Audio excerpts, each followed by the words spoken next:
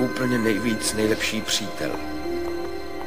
Můj jediný přítel. Nevíš, jak je těžký míjet tě každý den, nemoc se tě dotknout, nemoc být tvým přítelem, ani touhou, ani andělem. Jsi to ty, jsem to já, jsme to my, jako tým. Po stěnách teď naše jména ryju jako anonym, jeden jako druhý, bez pravidel, bez osnov. Naše dlouhé rozhovory i okamžiky beze slov. Asi je to moje chyba, promiň. Asi musím mít, jestli to tak chceš, když je stačí říct a odejdu navždy. Hlavně jak jsi šťastná, vždyť jsi mojí součástí. Celička mě zajímá, jestli s někým jsi a jestli tě má rád. Víš, že ti to přeju, my si nemusíme lhát. Srdci paní úžasná, société na pořád, pohledy, které hřály, záhadně mizí. Ty jsi pro mě vzdálená a já pro tebe cizí. Odcházíš a já pro tebe cizí. Ty jsi pro mě vzdálená a já pro tebe cizí. Není to až tak zlý.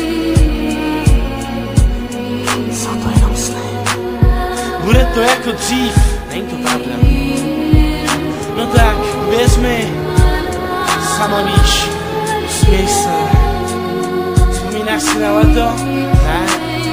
Vždyť svítí slunce. Jako dřív. Žádné sliby. Jako dřív. Život jsou okamžiky. Jako dřív.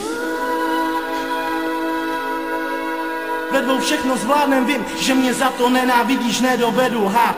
Taková je pravda, kurva, promiň, mám tě rád. Napsal jsem ti písničku a složil jsem ti sonet. Víc už asi nedovedu, jsem jenom člověk. Nechci se tím hájit, vím, že zasloužila by si víc. Už jsem to pochopil, nejsem tvůj pan úžasný. Nejsem ani kousek z něj, ani jeho stín. Třeba jednou možná budu, proto nebrečím. Vždyť žijem okamžiky a život letí dál. Ty pořád vedle mě, půvabná a neskrotná. Taky hledáš lásku, není o co stát.